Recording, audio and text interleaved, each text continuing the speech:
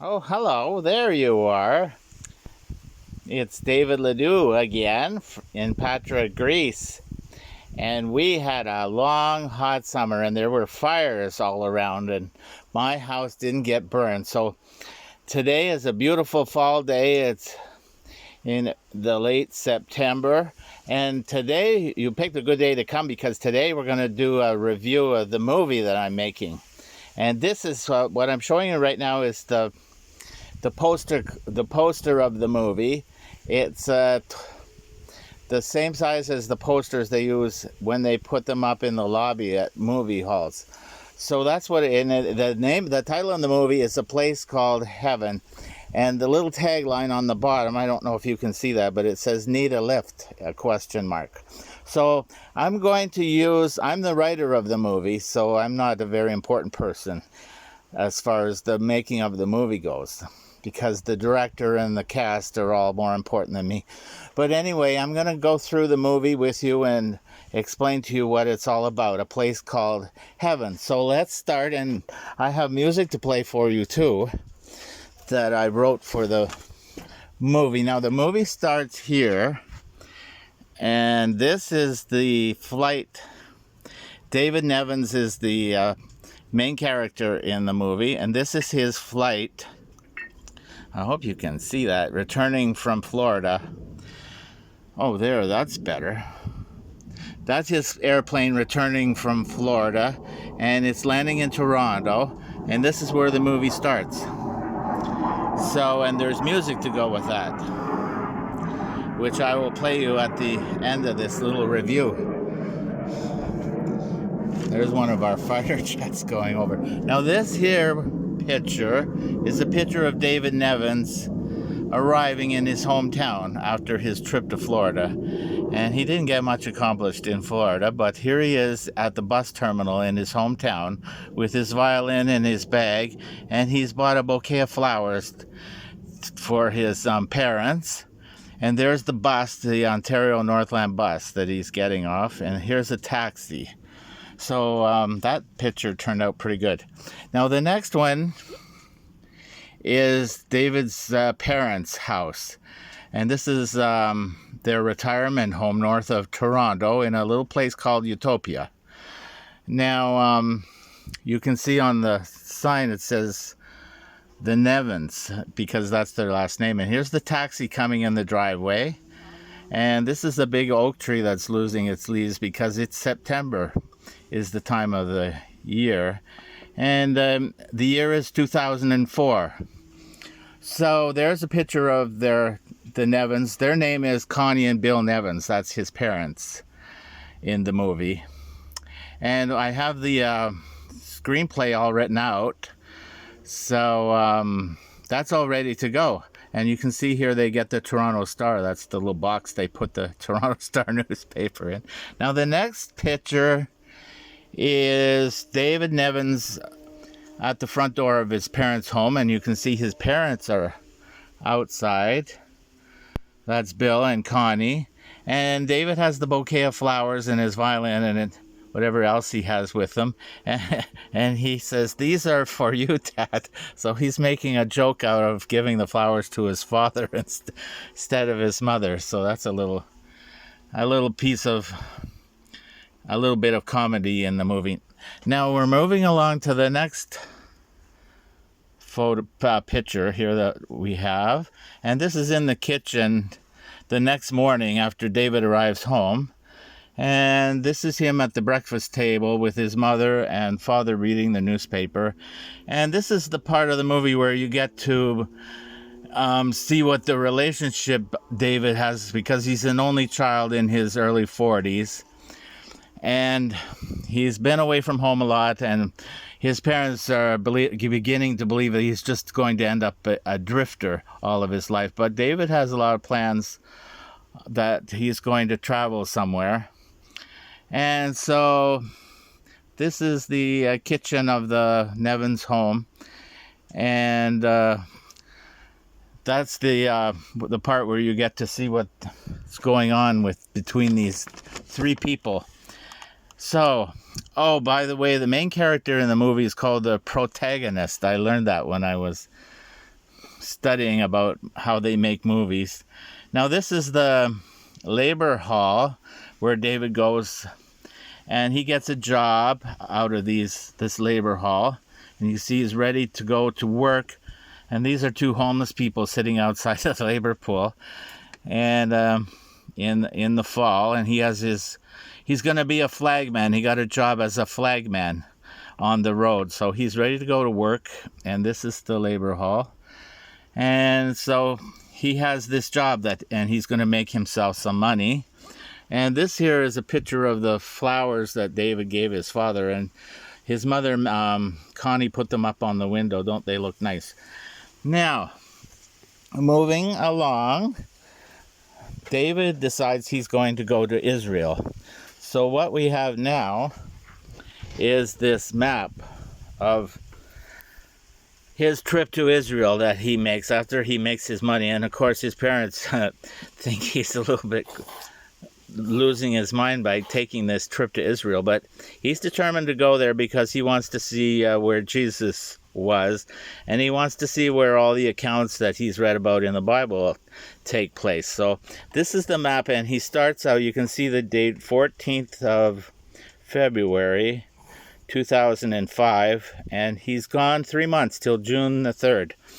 And he crosses the Atlantic Ocean on a charter flight and lands in Faro, Portugal. Now that's a long ways from Israel or Jerusalem, but he doesn't have enough money to take the whole flight to Israel. So he takes the flight to Portugal, and then from Portugal he goes on and he crosses the south of Europe, and it's pretty cold and there's snow in France. And what happens is the movie that David Nevins becomes a narrator for the movie. And that can happen quite a lot in movies, where the main character or someone else in the movie becomes a narrator for the movie because there isn't enough dialogue going on. So somebody has to tell you what's going on in the movie as you go along. So he's gone on this trip to Israel because that's something he's always wanted to do. And he gets to Jerusalem. And this is a picture of where he's staying. He's staying outside Jerusalem, on the east side of Jerusalem. It's called East Jerusalem. And this is the Kidron Valley. I don't know if you know anything about the geography of Israel, but this is called the Kidron Valley. It's on the east side of Jerusalem, and this is his little sleeping bag that he's staying in. He's pretty brave to be doing this in Jerusalem because they have a lot of conflicts in Jerusalem between the Arab people and the Hebrew people. So this is what it looks like, and there's a lot of olive trees, and there's goats and sheep that are grazing outside the city. So that picture turned out pretty good. Now, when David is camping here in Jerusalem, he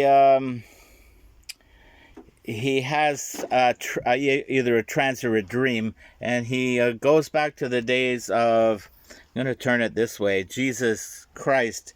And this is his trance, and he sees the 4 apostles and Jesus outside the temple in Jerusalem. And Jesus is telling them, do you see these big stones? And he says, not a stone upon a stone will be left standing here. So David Nevins has this dream about the days of Jesus, and this is Jesus healing a man with leprosy.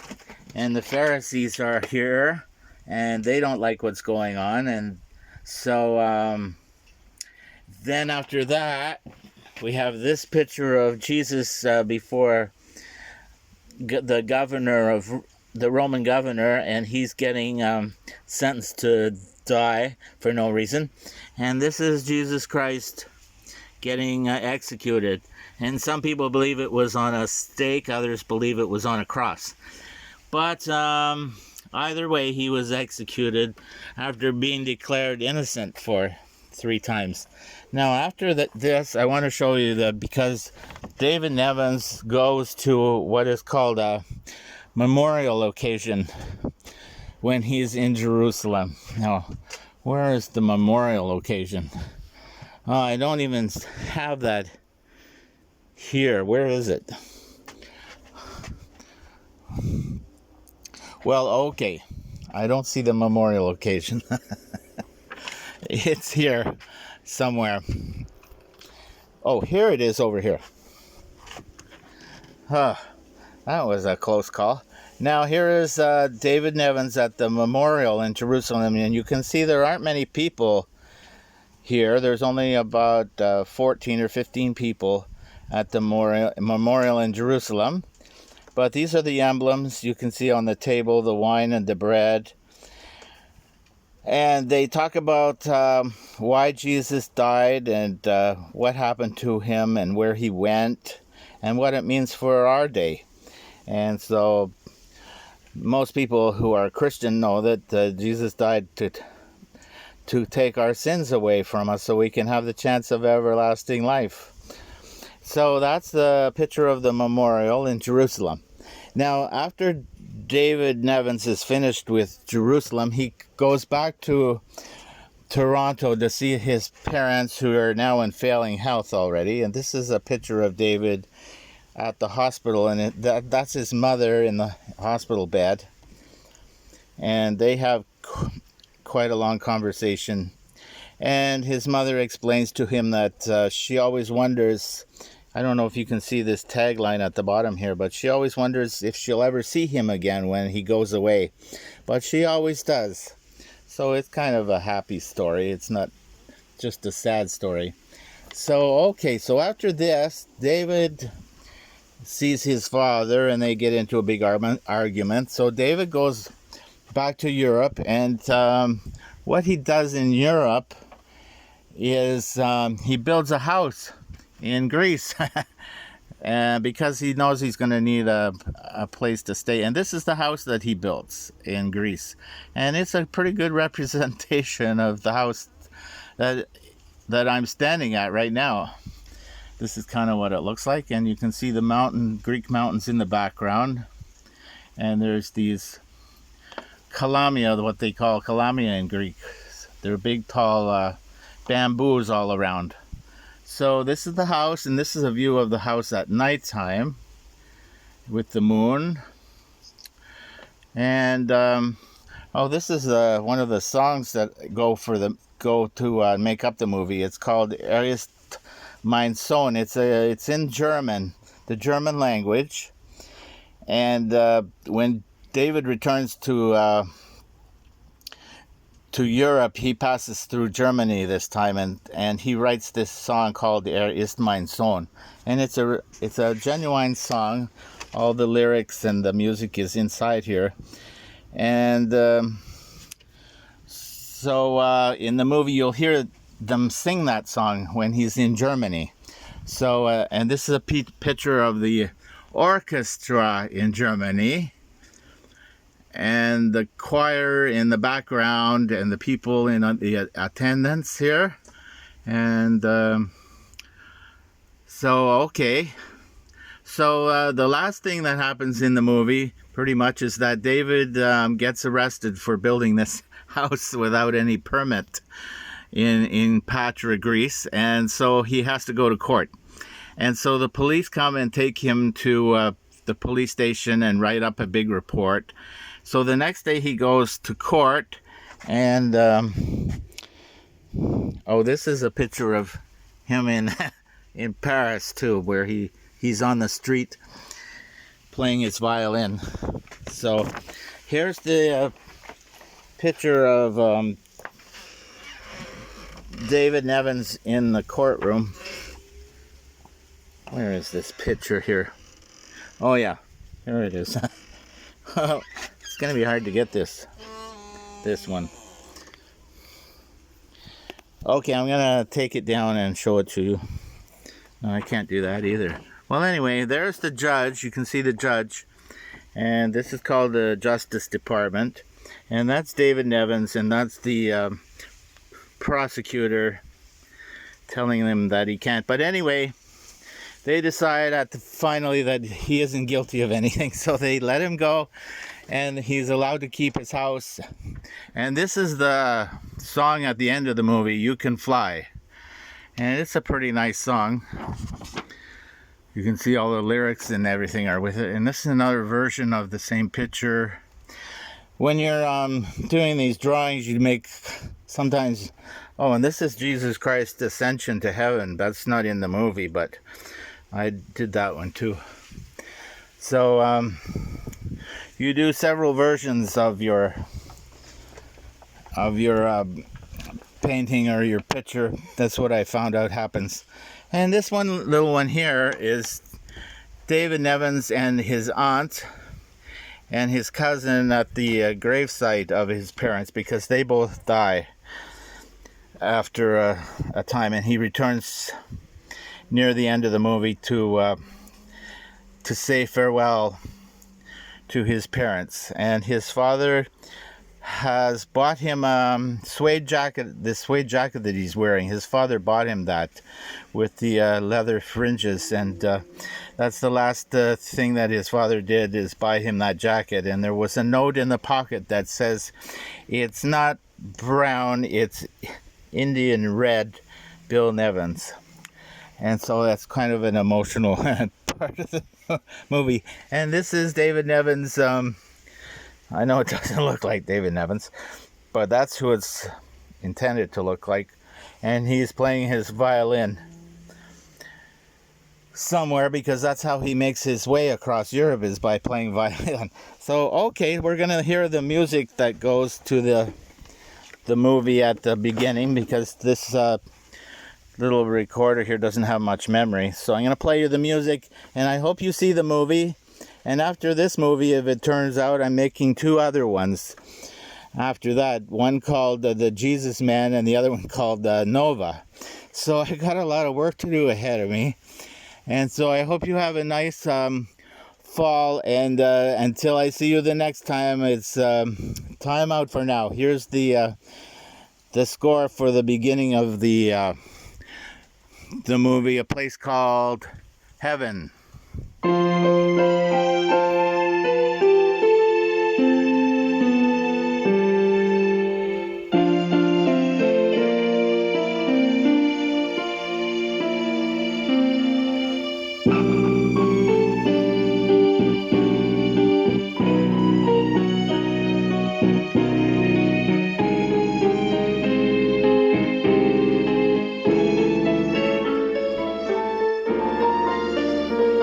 Hope you can still hear it.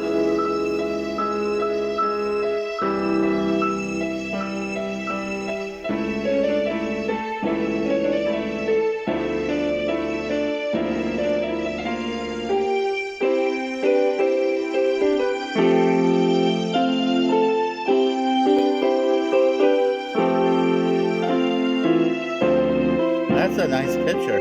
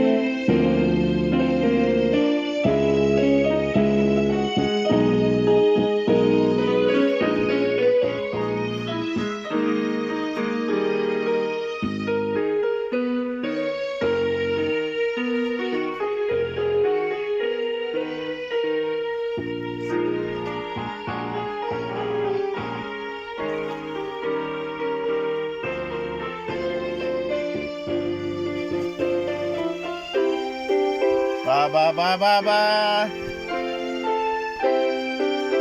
Oh, I forgot about my cat. She can be in the movie too.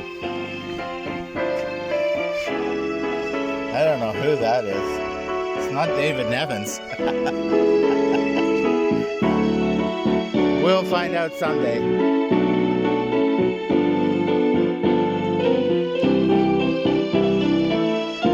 Well, been nice.